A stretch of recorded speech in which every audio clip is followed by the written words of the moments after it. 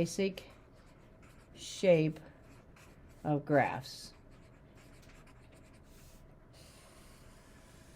Because you can look at a function or an equation before you start to graph it, and then you should know what the picture is going to look like.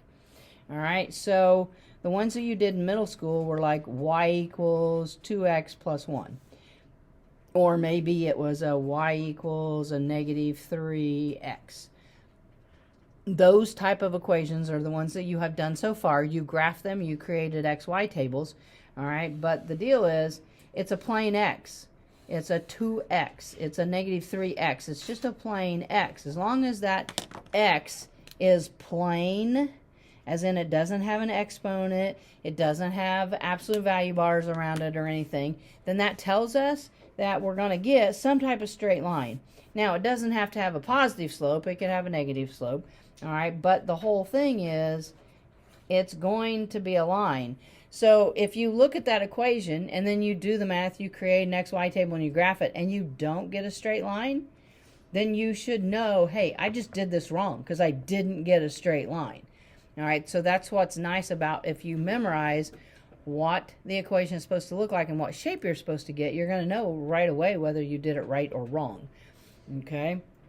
Now, if we saw some that look like y equals, maybe say a 2x squared minus a 5, or maybe a y equals a negative 5x squared plus 1. All right, those should look different to you than what I wrote over here, because this has a x squared. This has an x squared. Over here they were plain x's, but over here they're x squareds. So anytime you have an x squared, you are going to get something that looks like an upright U or an upside down U. It's going to be a U. It's not going to be a straight line anymore. All right, now usually we don't say U shape. Usually we use a math word called a parabola. Okay, but we definitely get a parabola, and it's a U shape. So there again, if you're doing some homework questions and you're trying to make an XY table and you're trying to graph it and you have an x squared and your picture does not create a U shape, then you know you did it wrong. There's a mistake somewhere. All right, it could be in the math, the way you're doing the math in your XY table. It could be in the way you plotted the points. All right, but there's definitely going to be something wrong with it. All right, now the third one that we're going to take a look at here at the beginning now is going to be a y equals, maybe say an absolute value of 2x. All right, we've done absolute value bars in general. Okay, and then maybe say a plus 1. All right, so if you see some absolute value bars, all right, it might even look like this. You might have like a y equals a number on the outside of the absolute value bars. All right, that's okay. All right, if you see absolute value bars, all right, then the shape you are going to get is going to be some type of V. All right, so the absolute value bars tell you it's going to be a V. All right, so really there's no good way to do this. You can call it an absolute value equation, all right, but let's just say this is a V shape. All right, technically we could say this is a U shape. All right, however, the U shape ones definitely are called parabolas. Straight lines are lines. The V shaped ones are V. All right, so that right there tells you what the shape's going to be. So when you go to graph it, if you don't get that shape, you know you're wrong, so you might as well start over. Okay? All right, now, so that's something that would be worth your time to memorize. All right, so that you could just do a real quick, easy check. All right, plus I could do a matching scenario, right? You know how matching is. So I could give you this equation, and this equation, an x squared, and a v. And then on the right-hand side, I could give you three pictures, these three pictures, and then you have to match them up. Which one goes with which? The plain x goes with the line, the x squared goes with the u, the absolute value goes with the v. Okay, so it could be a matching type of question. All right, so there's that. Now, graph paper. Okay, so take one of your little stickies, All right. I'm going to adjust this. I went the wrong way. I'm going to adjust the lighting a little bit. Try to get my graph paper to mix. All right, so what we're going to do is we're going to learn how to graph these things. Now, we're going to go ahead and start with a line because that's the review from middle school and you've already done that. All right, so if it tells you to graph, maybe say, let's do a y equals a 2x minus a 3. Okay, so before you even start, you should know it's got a plain x. That means I'm going to get a straight line. So if I don't have a straight line on here, then I'm in trouble. Okay, now what you're going to do is you're going to create that extended xy table just like we did the other day in class. All right, we had a column for our x, and then we had a great big long space column, and then we had a column for a y. All right, we did an extended xy table like this earlier in the week. Okay, everything that is to the right of the equal sign is going to go in that middle right there. So I'm going to write 2x minus 3. So whatever there is to the right of the equal sign is going to go right here. And this is just designed so that we can do some math in the middle here so you don't have to do it in your head. Okay, now everyone in the room is going to do the exact same numbers down the left hand side. Okay, so let's do a -2, and then let's do a -1, let's do a 0, a 1, and a 2. All right, and the only reason that we all do the same numbers is just so it makes it easier to grade. All right, really doesn't matter. Everyone in the room could pick different values for x, and where our picture is still going to end up in the exact same spot because there's infinitely many points on a line. We're choosing these particular points on the line to create. All right, now this is no more than do the math. This is your x value. You're going to plug it in for x wherever that x is.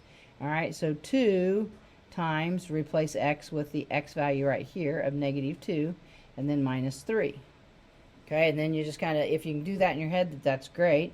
2 times -2 is a -4, -3 is a -7.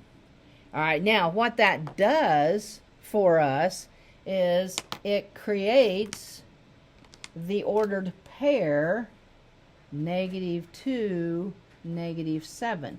All right, so this is the point that we're going to graph. This is because your ordered pair, this is your x, this is your y. Okay, so then we can come over here and we can go to the left 2 and down 7, 6, 7. All right, -2, -7, and then there's my first point. Okay, then let's do the next one. To find the next point, I'm going to take the -1, I'm going to put it into that 2x minus 3, so 2 times a -1 minus 3. 2 times -1 is a -2, minus 3 is a -5. All right, and then on the linear ones especially, even on the absolute value and the parabola ones, you are going to see some patterns in the numbers, and we should. -1, -5 is the ordered pair, so I can go -1, 1, 2, 3, 4, 5, and then there's my second dot. All right, if I plug in 0, 2 times 0 is 0, minus 3 is -3. Let's go ahead and do the math all the way down. 2 times 1 is 2, minus 3 is -1. 2 times 2 is 4, minus 3 is 1. Okay, so that clearly there's a little pattern there. You can see the pattern. Okay, this is the point 0, -3. This is the point 1, -1. This is the point 2, 1. Okay, so then we just got to plot them. 0, -3. When I plot that point, do I move left or right? Nope. I just go down 3. 1, 2, 3. I'll put my point. 1, -1 means I go to the right 1 and down 1. 2, 1 means I go to the right 2 and up 1. All right, and then are they all in a straight line? Yes. All right, technically you should use a ruler. All right, I forgot to tell you to pick up rulers when I had you go pick up the graph paper. Okay. Now, the thing when you do this by hand, it is not a connect the dot game, so you're not just connecting these 5 dots on here. You need to draw that line from one edge of the graph paper to the other edge of the graph paper, all right, the whole entire way. If you don't have a ruler, you could, if you've got the little thing that your graph paper came off of, you could use that edge as a straight edge. All right, anything that is straight will work as a straight edge. All right, but it's exactly what we anticipated it. All right, it had a plane X in it. When it's got a plane X, you know you're going to get a straight line. All right, this is your extended XY table that helps you create those Y values, which helps you create the points. Allie. Yeah, I don't do the arrows on the end, but most math teachers do. All right, because this line does go on forever and ever in both directions. But the reason I don't put arrows on there is because what? You've got an arrow here, you got an arrow here, an arrow here. You got like tons and tons of arrows. All right, and especially if I was not using real graph paper, if I was doing just one of these type of graphs, and then I put another arrow on there, I mean, look how confusing that looks like. See, so that's why I choose not to, and I assume that we all know that a line goes on forever and ever in both directions. If you have been taught to put the arrows on the end in previous classes and you like to do that, it's perfectly fine. All right, other questions? All right, so that question or that part right there should have been reviewed for middle school because you should have done tons of those last year. All right, or at least I'm hoping you did tons of those.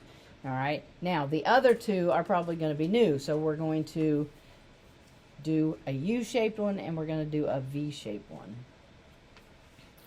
All right, so you'll need a new piece of graph paper, so you can get the little sticky graph out there. Sticky graph paper. All right, let's do the absolute value one next.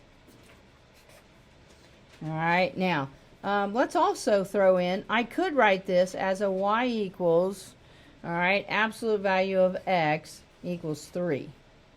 Okay, and then the absolute value bars tells us that our shape is going to be a V. So when we graph it, we better end up with a V.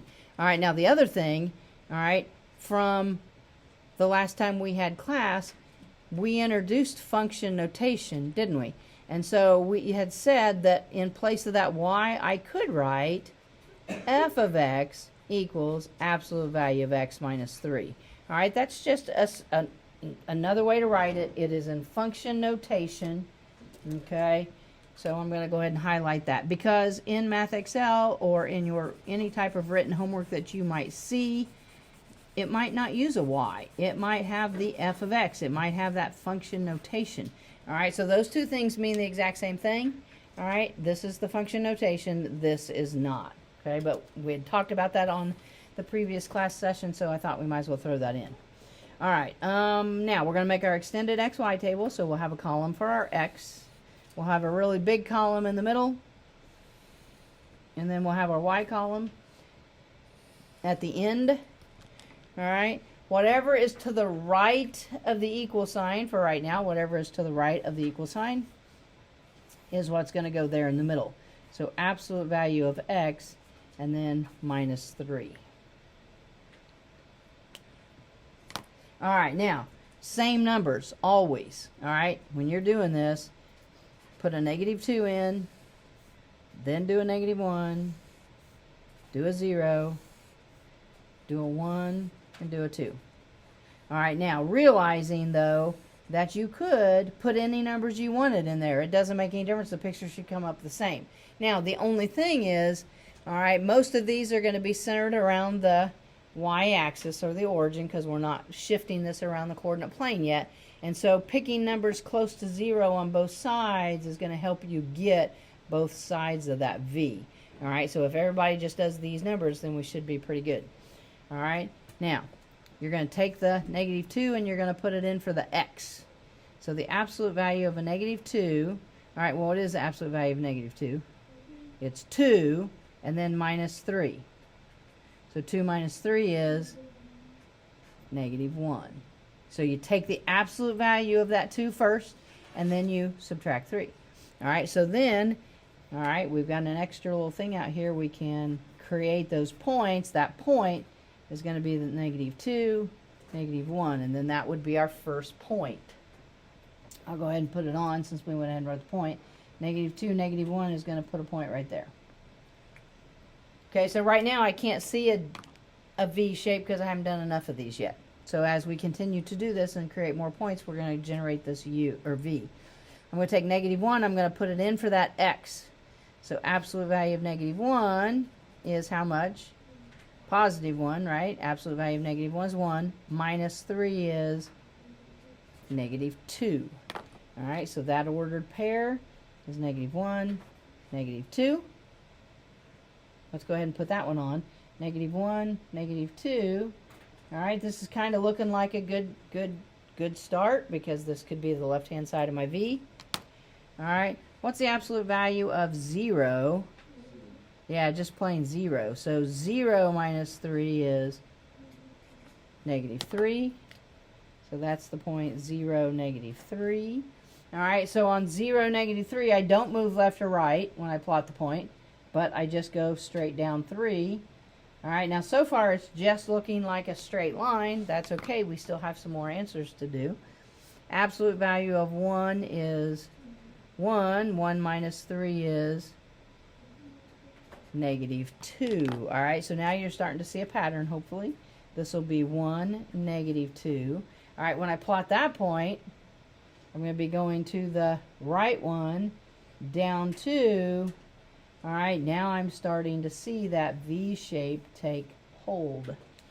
All right, I plug in the 2. Absolute value of 2 is 2. And then minus 3. 2 minus 3 is negative 1. So that last point is 2, negative 1. So that means I go to the right 2. I go down 1. All right, and I clearly have a V there. Okay, so again, you probably ought to use a ruler or some type of straight edge. All right, but you're going to connect. This is your point of your V.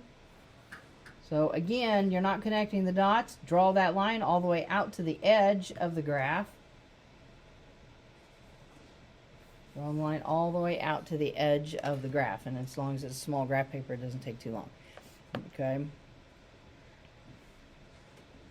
But we knew it was going to be a V because of those absolute value bars. And the thing is, how many places could you make a mistake? Tons. You can make a mistake in the math and that number be wrong. You could make a mistake instead of going 2 left and 2 down, you could have went 2 left and 1 up. All right, so you could go the wrong way on the graph, or you can do the math wrong and have these Y values wrong. So there's lots of places where you can accidentally screw up. Okay. All right, so that's our absolute value one. Okay, now we've got one more.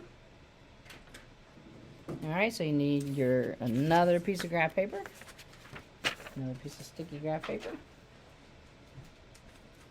All right, and our last one is going to be our U shape or our parabola. All right, and again, I could, if I wanted to, just write it f of x equals a negative 5x squared, or I could write it y equals negative 5x squared. Okay, again, the f of x and the y means the same thing. The way that I wrote it at the top, that's your function notation that we talked about the other day. The y equals is just your plain equation. Okay, so probably the y equals were the ones that you always did last year on the lines. Okay, now the fact that it's got the x squared, I know I'm going to have a u. Okay, I know I'm going to have a u. Okay, so I'm going to create that extended xy table. So we'll have an x column. I'm going to have a really big space in the center. And then I'm going to have my y. Everything to the right of the equal sign goes down here in the middle. All right, so this one, much smaller. Okay, it's much shorter. Negative 5x squared.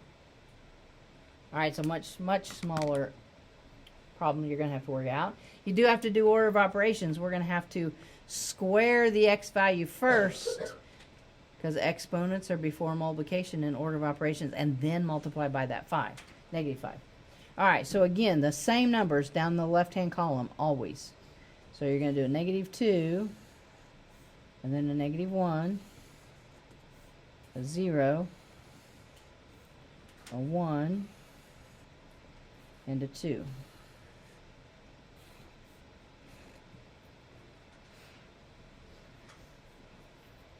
-2, -1, 0, 1, 2. Okay, it just makes it really nice. All right, now we're going to take -2 and we're going to plug it in for that x. All right, now watch how I do this. The -5 has to stay there. It's a -2 in a set of parentheses and then squaring it. All right, so -2 squared would be -2 times -2. How much is that? 4. And then -5 times the 4 is going to give me a -20. All right, now let's talk about this a little bit.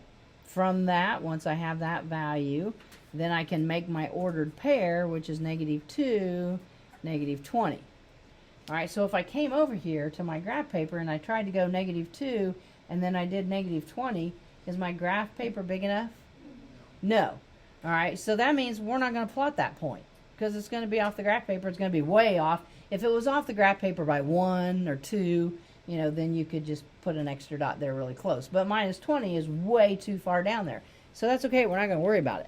I just need enough points to see a U. That's all I need.